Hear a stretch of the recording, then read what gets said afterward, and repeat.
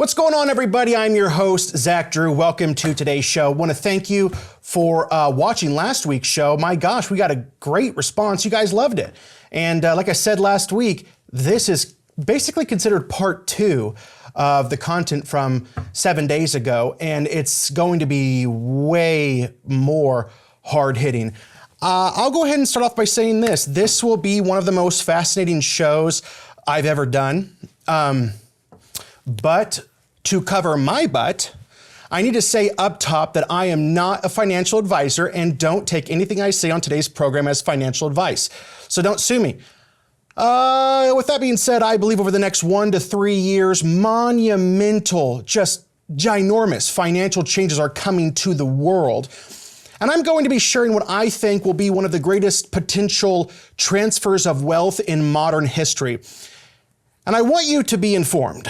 All right. I don't usually make such bold claims of what I'm going to be talking about in today's program, but you will likely want to invest into cryptocurrency after this program. But I also want to warn you, don't be stupid. Okay. Never put all of your eggs in one basket. But I've noticed that the vast majority of the audience that watches this show, there are a few, just don't know what's coming, especially when it comes into the world of cryptocurrency. And, you know, and here's the thing. I am a Christian talk show host. And that's what most of you see. There's a few people that know me personally, but there's a lot of other things going on, you know, in my life. Yes, I'm a Christian talk show host, but you know, I'm also, things like I'm a precinct committeeman, was elected last year, low on the totem pole, obviously, but it was fun. Still am doing that, obviously. I'm the vice president of an organization called Restore Our Constitution. I also buy repossessed homes, and I have a great group of guys that restore them, so I can flip them. I collect, and trade some, it's a relative word, but high-end collectibles on the side. And I have been involved in cryptocurrencies since 2017. So there's a lot more going on in my life other than this show, though this show is the most important thing to me as far as career-wise goes. It's a thing that I know beyond a shadow of a doubt that God called me to. God has called me to this. And honestly, it's the Zach Drew Show, but it's not the Zach Drew Show. It's just, he's called me to create media and content for a Christian audience. And if everything else fails in life, one thing that won't is I'll always be producing content for you. But I dove into crypto whenever I was a technology correspondent for Next Tech News. That was 2017 and 2018. I was serving as well as one of the co-hosts of the True News program in Vero Beach, Florida, who owned Next Tech News. And it was pretty cool because, our media access, basically, it gave us credentials. It gave us the credentials that we needed to go to the most amazing gatherings on technology all over the globe. We would literally be in the room with the most powerful technocrats in the world. Okay, listening to what they had built and what they were going to build. And I've said it before, those of you that have watched my show for a number of years, these were not your average Joe technology conferences. Many of them were literally thousands and thousands of dollars per head just to get into the room. And then obviously didn't count your airfare to travel halfway across the globe or your lodging. These were very, very cool things to be a part of. But it was during this time that I was enlightened on cryptocurrency, right? So whenever I started working there in 2017, I quickly found out that I was basically the only one, and a lot of the guys were around my same age, that didn't own any Bitcoin or at that time, any cryptocurrency at all. And at that time, it was crazy because Bitcoin was trading at around $1,500 a coin. All right, so currently over $100,000. And a few even owned a ridiculous amount of Bitcoin at the time. And so it was in that time, it was also when I was in Florida, I really got into golf for the first time. I golfed often, for sure, at least once a week, every Saturday morning with a great friend of mine who was also a colleague. And I remember going to his home And he had an entire room full of super high-end computers, and he was mining Bitcoin. They were all mining Bitcoin for him. He didn't have to do anything. I mean, he could just go to work, play golf, whatever, and they're just mining Bitcoin for him. I remember it was so different. I was so intrigued by it. Like, this is such a whole new world I've never even, stepped foot in. And I also remember he actually, I'm making sure he remains nameless, but I remember he also took out a large loan to buy more Bitcoin than he was mining on different exchanges. And the thing, though, that he had that that I didn't have any of was money, right? So, and I should have followed his advice. He would try to convince me when we were out golfing. Zach, you got to do it. You just got. I almost said his name. I can't. That's too much money. He wanted me, and at the time, like I said, I didn't have any money. Because he wanted me to go to the bank and to get a loan of minimum of $25,000. And I also will say you should not. I just said I should have done it, but you shouldn't, okay? Because taking a loan out for investments, that's totally ridiculous. But hindsight's 20/20 for now. Anyway, so he said, $25,000 loan, dump it all into Bitcoin, 25,000, okay? Which at this point of those conversations, Bitcoin had gone up to around $2,500 a token. So that today would be worth well over $1 million. And I wasn't willing to do that. But what I did do is I literally threw every single available dollar I did have at several low market cap, altcoins, alternative coins, which was still great though. I mean, it was, no one made $1 million, but whenever I came back to Illinois and to launch my program, I was able to at least sell and buy a car, and nothing fancy, but something to get me to where I needed. But it was that time. It was God. I've never had a doubt. I've never had a doubt whether or not God called me to serve at True News in Vero Beach. Never. I'm telling you, 1,000 seeds, technology seeds were planted in my brain during my time there. And it has provided a filter that a lot of people don't have. And I'm trying to, give it to you guys too by talking about these things on the program, but it gave me a filter in which I view everything, in which I view the world in which I live. And at this time, I should also, clear the air and let you know, me, Zach Drew, I do have crypto. I don't talk about it on the program. Yeah, I have crypto, several different coins. But my objective today isn't to rally you to go and buy and to get my prices up, all right? Because I'll tell you right now that with the viewers we have on the show, even if every single one of you were millionaires, we don't have a fantastic amount of viewers. So even if you were all millionaires and you dumped all of your money into crypto, which you shouldn't, it wouldn't put a dent in any of the prices anyway. What could a few $1 million do with a multi-trillion-dollar industry? Well, I can tell you, nothing at all. But on an individual level, and that's what I'm talking to you today, I want you to be informed. It could do a lot for you. I'm just throwing it out there. Not a financial advisor. All of my cryptocurrency holdings are on a great app. I use Robinhood. It's definitely the easiest to navigate. And I've done several shows on crypto over the last several years. So just to set the stage for today's program, I want to play just one clip. Gosh, there was literally probably 50 different clips I could have played, but I like Dogecoin, so I'm going to play this clip. This clip was,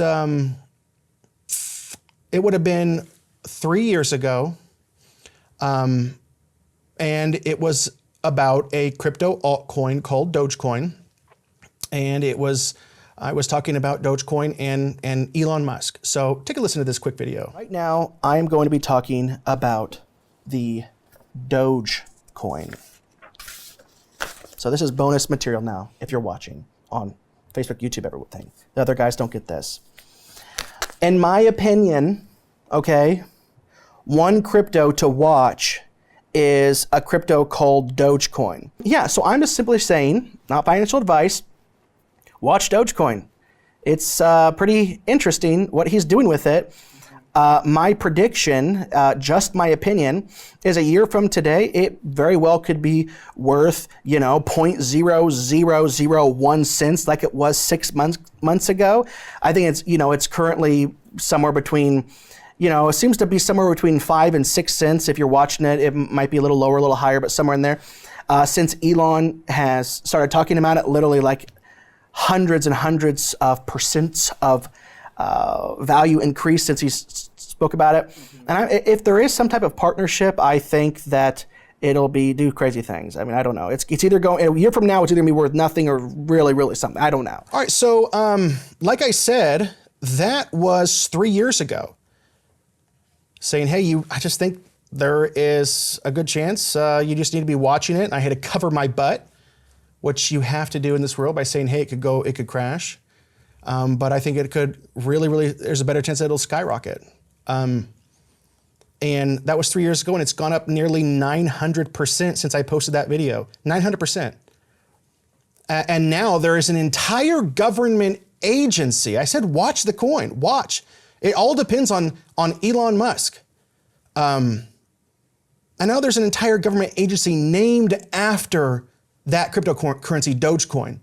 And it's called Doge. And Elon Musk made no mistake. He wasn't trying to trick anybody. He made it very, very clear that he was naming it after the Dogecoin. And so we hear about all the time on the news, Doge, the Department of Government Efficiency, right? And I said in the video that if there is some form of partnership, I said 3 years ago, whenever I was half the man that I am today, as you could very well see in that video. Praise God for good nutritionists and doctors and medical inventions. But anyway, I said in the video that if there is some form of partnership that is just going to do absolutely crazy things. I still believe that, and I don't believe that we've seen the end of it. I do believe more is going to come with Dogecoin. I believe that there will be a partnership with the platform X, formerly known as Twitter, where money will be exchanged through Dogecoin, Pepe, and maybe a couple other cryptocurrencies. Now, will it do another 9x, another 900%? Probably not. It would be competing with Bitcoin's market cap at that price. If I was to be bullish on it, I think that it probably still could do a 2 or 3x, which is another, as you know, 2x, 3x, it's 203% increase from its current price. Disclaimer, it could also crash and burn. All right, but I'm not counting on it.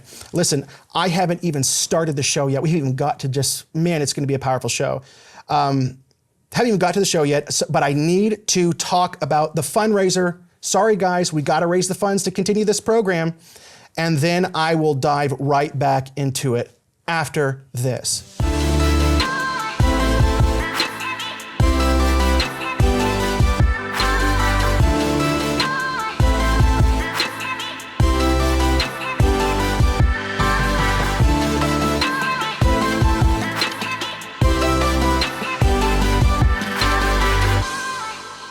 Okay, so we are in the year of end fundraiser. We typically do one big fundraiser, and if we need to do a medium-sized fundraiser in the summer, we do.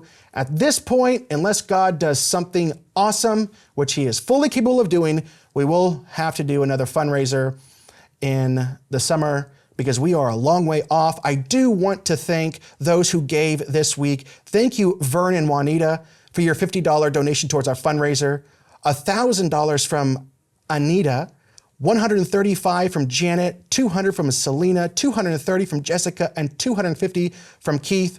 We have a $60,000 goal, which pays for all of our airtime, all of our closed captioning, which is mandatory for a syndicated television program, editing needs, web developer needs, anticipated accounting needs.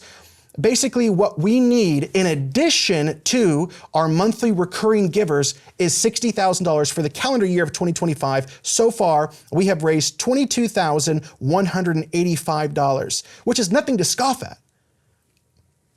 But we still need to raise $37,815. $37,815 to meet our goals, and we have less than by the new year. So whenever you're watching the show, is it 10 days? Is it 2 weeks? Is it 2.5 weeks? I don't know. But we have until the new year. Please get involved. Go to ZachDrewShow.com, click that bright orange donate button, and give a generous gift so that we can continue doing what we're doing, informing you, the body of Christ, on all things alternative news, things that you're not going to hear in the mainstream. Also, you can give the old-fashioned way, Zach Drew Show, P.O. Box 797, Decatur, Illinois 62525. I ask that in the memo section you put that this is going to go towards our end of year fundraiser.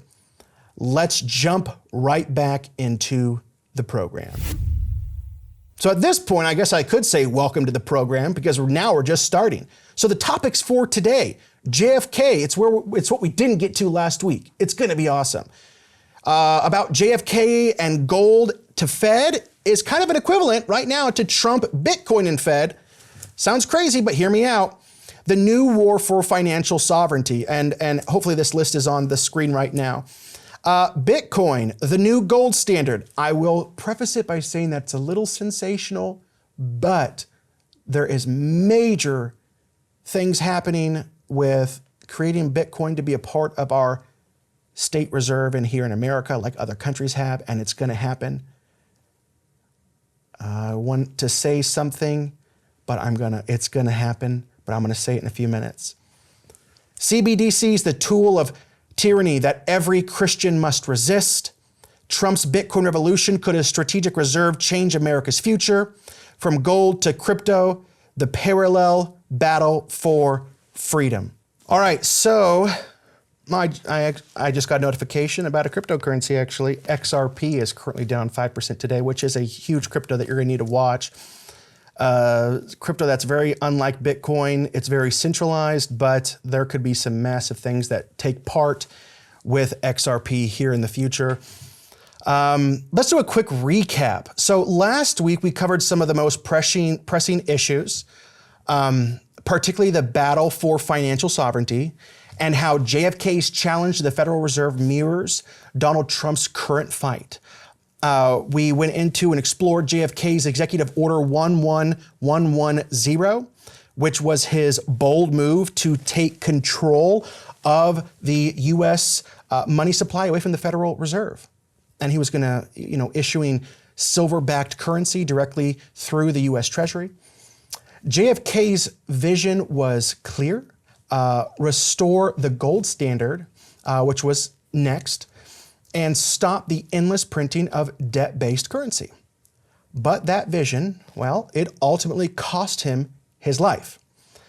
We also connected this struggle to Trump's ongoing battle as he fights to protect American sovereignty against the globalist forces. Recently, Trump's pledge to release the JFK assassination files, it highlights his ongoing war against the global elites who control that financial system. But beyond just JFK, Trump's warning about the dangers of CBDCs, Central Bank Digital Currencies, it's a call to action against the financial takeover that could usher in, seriously, a new era of total and complete surveillance and control. Last week, we also touched on the rise of BRICS nations who are working to dethrone the US dollar and replace it with alternative currency, challenging the West's financial hegemony. Trump's defense of the US dollar is vital to maintaining economic sovereignty, and he is fighting to keep our currency strong against this global shift. Last, we examined the spiritual implications of these shifts and how the introduction of CBDCs isn't just an economic issue, it is a spiritual one.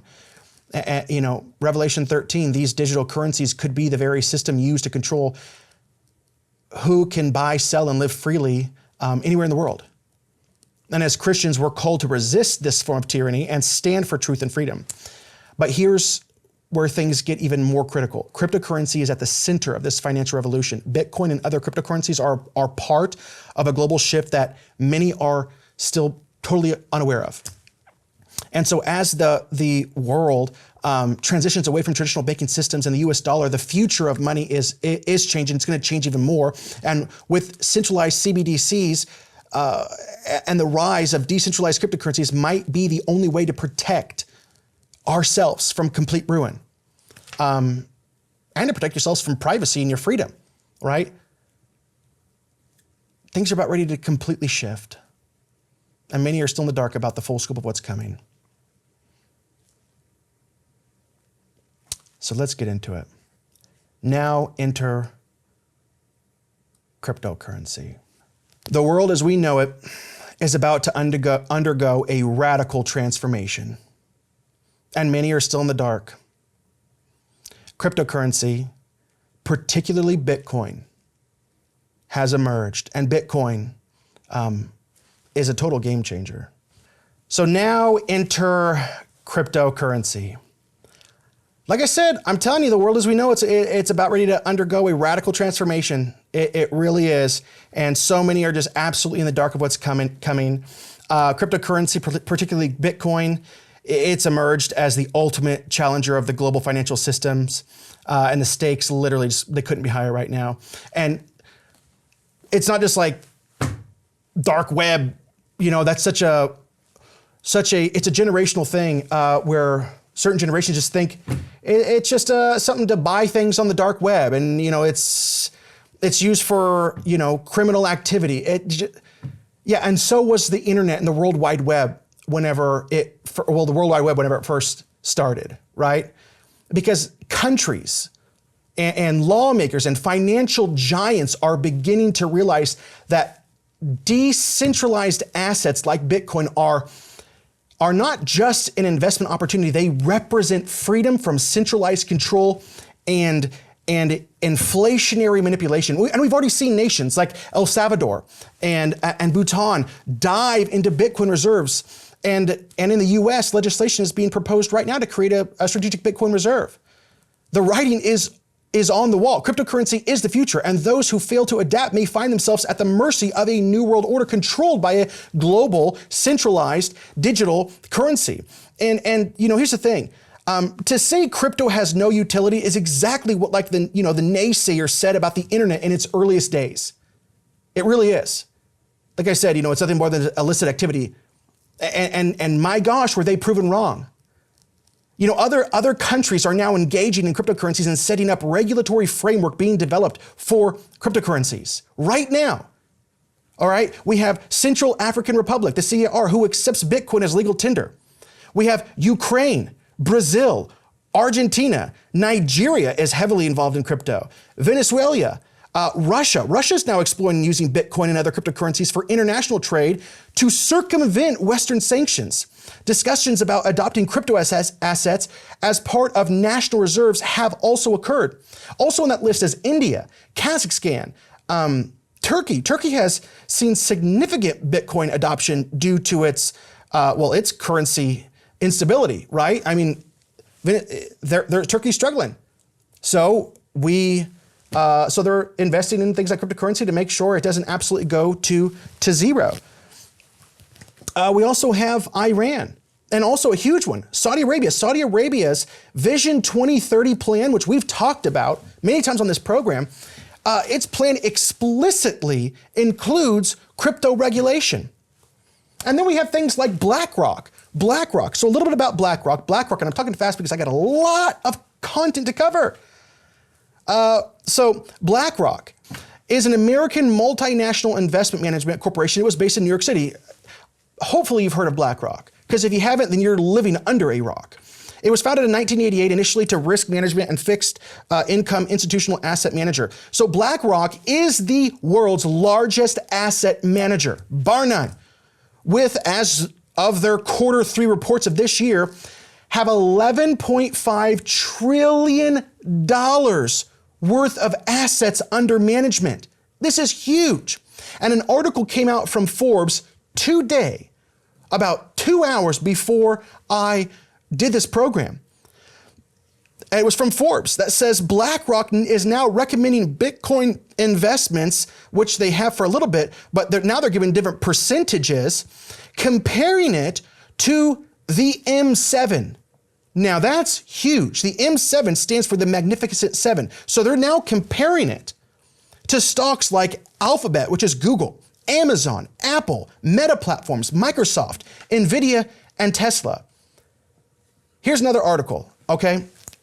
Now let me read this. Let me say this for you real quick. Yeah, no, let's go to the article. So most U.S. crypto exchanges require you to be 18 years or older to have an account. So keep that in mind. So look at this article, 2024 Cryptocurrency Adoption and Sentiment Report. So is cryptocurrency just an obscure thing that's, not to be taken seriously? Not anymore. Cryptocurrency awareness and ownership rates have increased to record levels. 40% of American adults now own crypto, up from 30% in 2023. This could be as many as 93 million people. 93 million. Among current crypto owners, around 63% hope to obtain more cryptocurrency over the next year. Their most desired currencies were Bitcoin, Ethereum, Dogecoin, and Cardano. But like I said, why am I doing this show?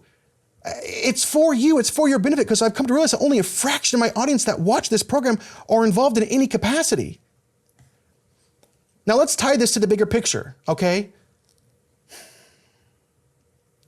So just as JFK sought to challenge the Federal Reserve's control over money by advocating for gold-backed currency, you're seeing a parallel. Donald Trump is fighting a parallel battle, taking on the Federal Reserve's push for CBDCs and fighting for the preservation of Bitcoin.